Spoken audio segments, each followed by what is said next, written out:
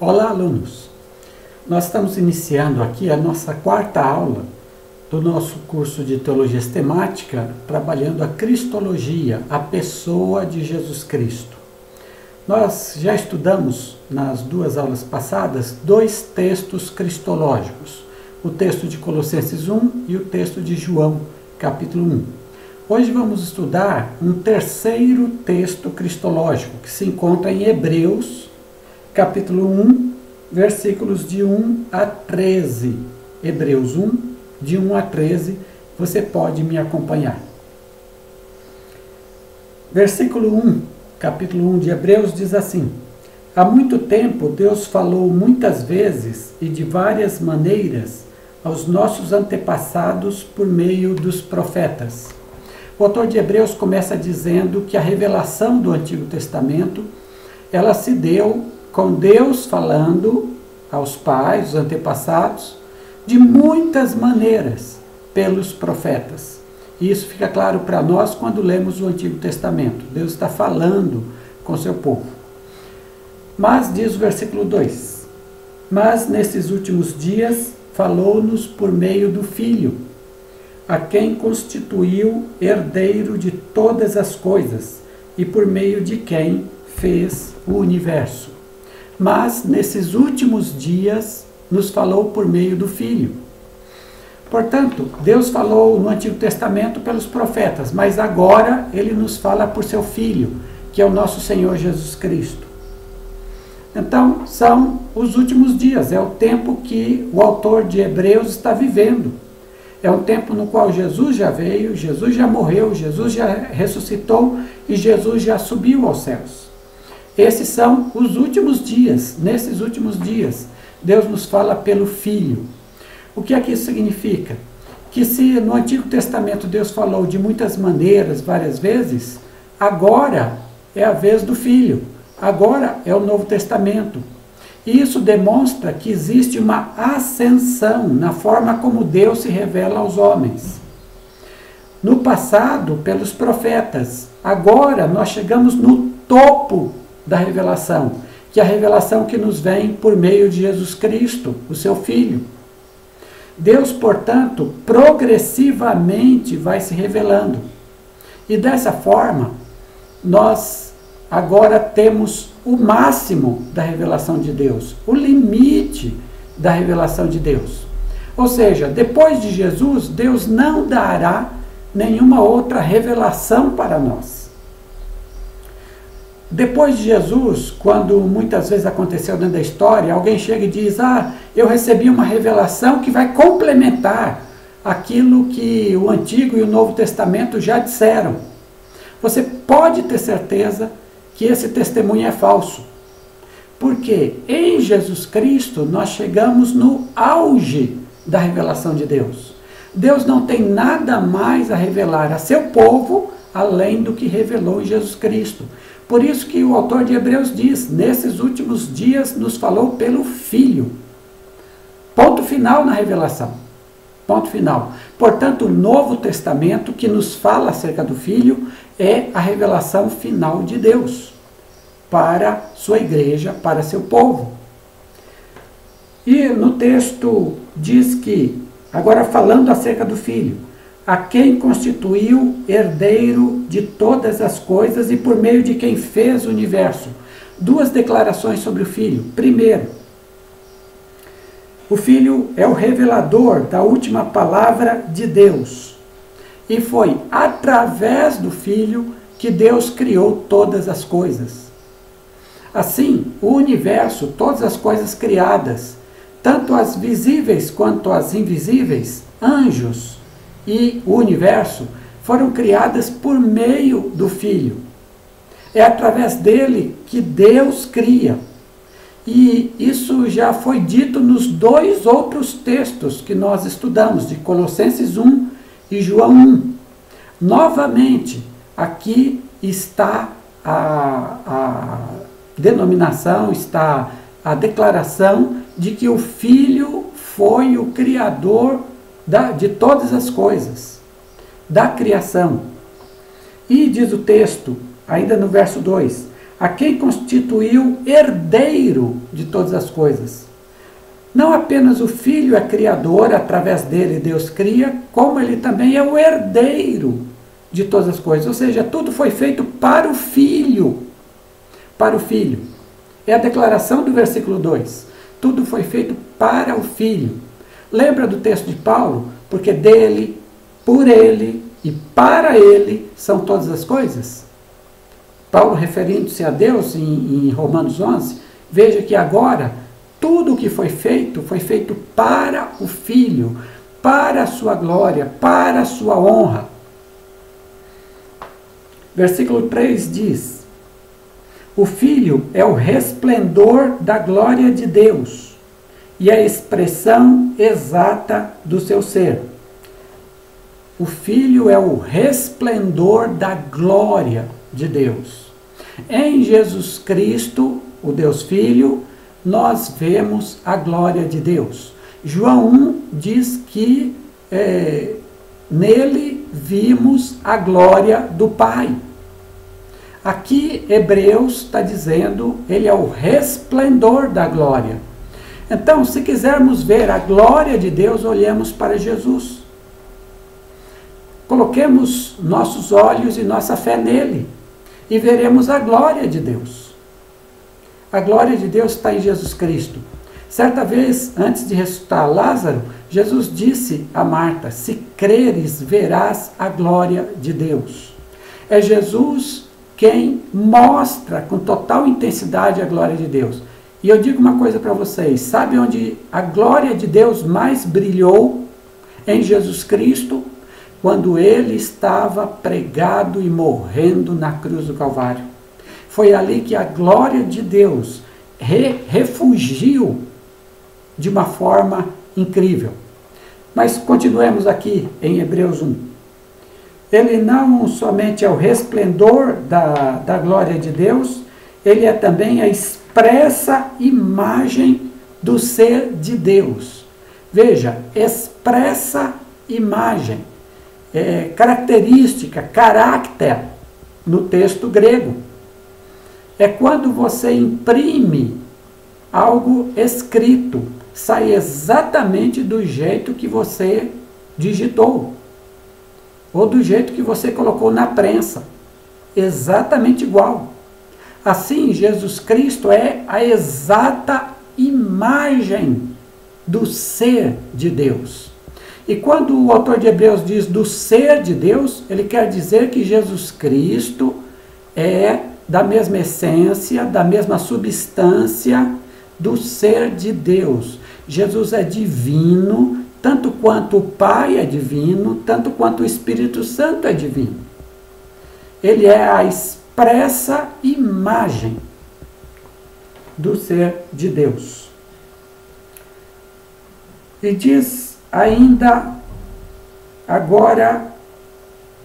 o versículo 3, sustentando todas as coisas por sua palavra poderosa. O Filho é o sustentador de toda a criação. Eu e você estamos existindo agora. Tudo que você vê está existindo agora porque o Filho está sustentando todas as coisas. E ele sustenta pela sua palavra. Ele não precisa fazer algo. Ele apenas ordena e tudo existe. E mais, diz o verso ainda 3. Depois de ter realizado a purificação dos pecados, Jesus Cristo é o nosso Redentor. Ele fez a nossa redenção. Ele nos tirou do pecado e nos levou para Deus. Ele nos tirou da condição de pecadores e nos transformou em santos. Ele, portanto, fez a purificação dos pecados na cruz do Calvário. Foi por isso que ele veio, foi por isso que ele se encarnou, para fazer a purificação dos pecados. Ele veio para morrer na cruz por nós. Essa foi sua missão. E depois de ter feito isso, ressuscitou dos mortos. E aí o versículo 3 diz, se assentou à direita da majestade nas alturas. Jesus Cristo, depois da ressurreição, ascendeu aos céus e agora está ao lado direito de Deus Pai. Quando Estevão estava para morrer, apedrejado, diz o texto que ele olhou para o céu e ele viu Deus sentado no trono e do lado direito do trono estava Jesus Cristo. Assim, Jesus está sentado à direita do Pai. O que significa sentar-se à direita? Quem sentava à direita do rei era o conselheiro do rei, aquele a quem o rei ouvia. Quando a Bíblia diz que Jesus está sentado à direita do Pai, significa que ele está na mesma posição do Pai, de autoridade, de poder. Ele é o conselheiro do Pai, aquele a quem o Pai ouve para tomar decisões. São duas pessoas, o Pai e o Filho. O Pai reina, o Filho o aconselha. O Filho também reina, porque está sentado à sua direita. O trono é o mesmo. O Pai e o Filho reinam. Versículo de número 4. Diz assim, tornando-se tão superior aos anjos, quanto o nome que herdou é superior ao deles. Jesus é superior aos anjos. Jesus não é um anjo. Jesus não é um igual aos anjos na sua natureza. Não. Jesus é superior aos anjos. Ora, quem é superior aos anjos, senão Deus? Anjo só tem acima de si Deus, que é diferente do anjo. O anjo é uma criatura, Deus é o Criador. Deus criou os anjos. Assim, o versículo 4 diz que o nome de Jesus está acima do nome dos anjos. Jesus não é um anjo que Deus chegou e pegou assim, ô anjo, eu acho você tão importante aqui entre todos que eu criei, fique aqui ao meu lado. Não existe isso, gente. Os anjos se submetem a Deus, mas o Filho não.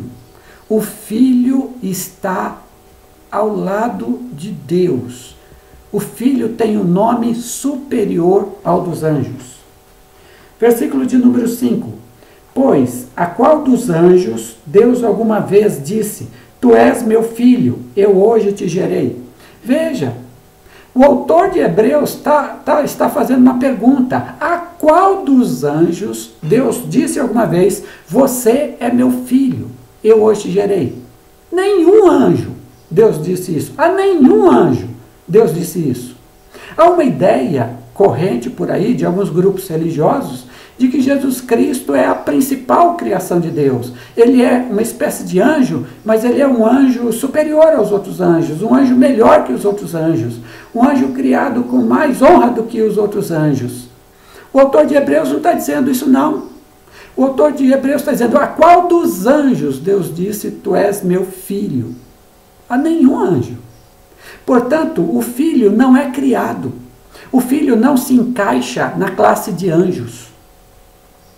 O Filho não se encaixa na classe de criatura. O Filho é igual ao Pai. E é por isso que o Pai diz, tu és meu filho, eu hoje te gerei. O que significa essa expressão, eu hoje te gerei? Olhe primeiro o gerei. O que é gerar? Gerar é fazer alguém, um ser da mesma espécie. Assim como eu gerei meus filhos. São seres humanos porque eu sou ser humano. Quando esse texto diz que Deus diz, tu és meu filho, está dizendo que a mesma natureza de Deus é a do seu filho. A mesma natureza de Deus Pai e Deus Filho. A mesma, igual, idêntica, os mesmos atributos. Agora, esse gerei é um gerar eterno. Por quê? Porque Deus não tem começo. Diferente das gerações dos seres criados. Eles têm começo, Deus não. Por isso, essa geração, eu hoje te gerei, esse hoje é um hoje eterno. É de eternidade a eternidade, o Filho é gerado do Pai. que significa isso? Que o Filho teve o começo? Não, que o Filho é da mesma natureza do Pai. Por isso nós falamos da geração eterna do Filho. Verso de número 6. E ainda quando Deus introduz o primogênito no mundo, diz: todos os anjos de Deus o adorem. Novamente a palavra primogênito, o primeiro nascido, que também é unigênito, o único nascido. Quando ele introduz o primogênito no mundo, ou seja, quando ele faz com que o seu filho se encarne e se torne também homem, que é o Natal de Jesus Cristo, aí Deus dá uma ordem aos anjos. Qual é a ordem aos anjos? Que todos os anjos o adorem. É por isso que quando Jesus nasceu, uma multidão de exércitos de anjos cantaram: glória a Deus nas alturas e paz entre os homens a quem Ele quer bem. Os anjos cantaram. Por quê? Porque receberam uma ordem de Deus. Todos os anjos o adorem. Então veja bem, anjo vai adorar anjo? Deus vai mandar um anjo adorar um anjo? Não. A quem Deus manda adorar? Inclusive os anjos? A Deus. O Filho, quando é introduzido no mundo, recebe a adoração dos anjos. Sabe por quê? Porque o Filho é Deus. Jesus Cristo é Deus. Versículo de número 6. Veja o 7. Quanto aos anjos, ele diz: ele faz dos seus anjos ventos e dos seus servos clarões reluzentes. Ou seja, os anjos foram feitos para obedecer a Deus. Deus manda e eles obedecem. Agora, veja em relação ao Filho, versículo 8. Mas a respeito do Filho diz: o teu trono, ó Deus, subsiste para todo sempre. Cetro de equidade é o cetro do teu reino. Veja, a respeito do Filho, Deus, o Pai, está dizendo assim. Veja, é Deus que está dizendo, versículo 8. O teu trono, ó Deus, permanece para sempre. Deus está chamando seu Filho de Deus. Deus, o Pai, está chamando seu Filho de Deus. O teu trono, ó Deus, permanece para sempre. Essa é uma fala de Deus. Portanto, há um Deus que chama outro de Deus, outra pessoa de Deus. É Deus Pai chamando Deus Filho de Deus.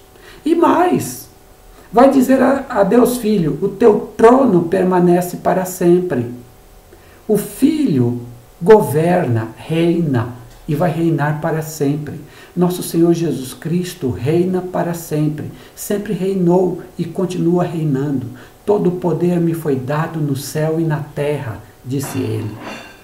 Jesus Cristo reina e o seu reinado é eterno. Vem desde a antiguidade e vai para o futuro sempre. Jesus Cristo reina. Ele é Deus.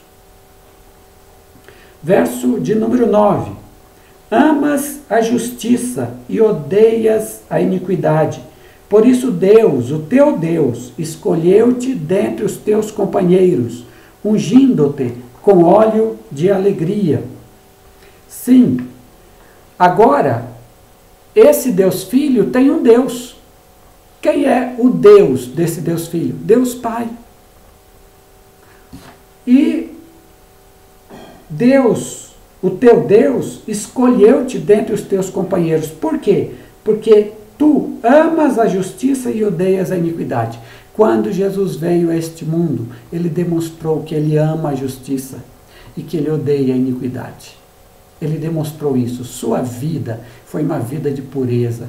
Sua vida mostrou o mal dos homens. Sua vida mostrou o que é a justiça de Deus. Ele foi justo, ele foi correto, ele foi santo em todo o seu modo de viver. Por isso, Deus o exalta e o unge com o óleo de alegria. Quando Jesus fez sua obra, ele não fez chorando. Ele teve momentos de dor, de choro, de angústia. Isso é verdade. mas ele fez sua obra aqui na terra com alegria por nós. Com alegria por nós.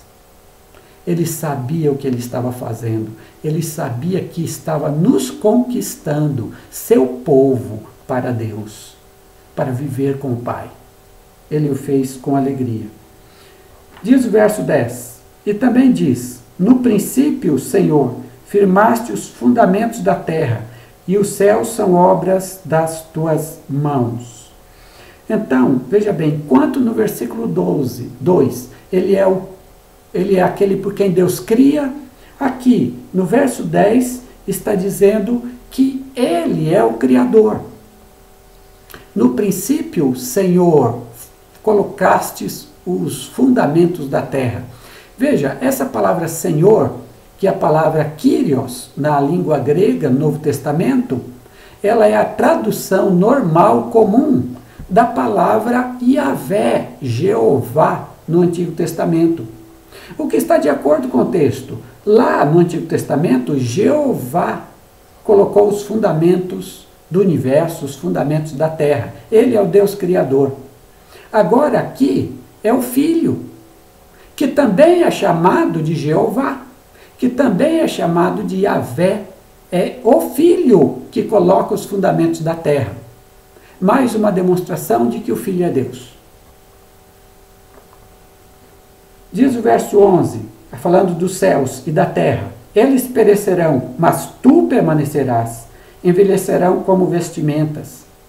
Tu os enrolarás como um manto, como roupas, eles serão trocados, mas tu permaneces o mesmo e os teus dias jamais terão fim.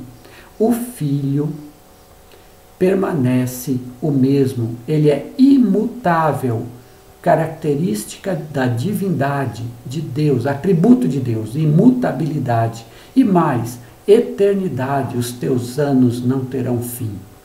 Jesus é imutável e eterno. É o que o texto diz. O Filho é. Jesus é. E o verso 13. A qual dos anjos Deus alguma vez disse, senta-te à minha direita, até que eu faça dos teus inimigos um estrado para os teus pés? A qual dos anjos Deus disse, você vai sentar à minha direita, porque você vai governar, você vai reinar? A nenhum anjo, mas ao Filho, que também é Deus, que também participa da essência da divindade, ao Filho, que veio aqui fazer a sua obra de redenção, o Pai, Deus Pai, diz, senta-te à minha direita, e eu vou colocar todos os teus inimigos debaixo dos teus pés. Você governará um dia sem inimigo algum. E é esta obra que Deus está fazendo no mundo. E quando Deus faz esta obra, preste atenção, faz para honrar, glorificar o nosso Senhor Jesus Cristo, que é o Deus Filho. Amém? Terminamos assim esta aula e mais uma vez, em mais um texto de Hebreus capítulo 1, nós vemos a glória do nosso Senhor Jesus Cristo refugir, brilhar com uma luz intensa, incandescente, uma luz que nos deixa cegos de alegria, de prazer, porque ele brilha a glória de Deus. Deus abençoe sua vida.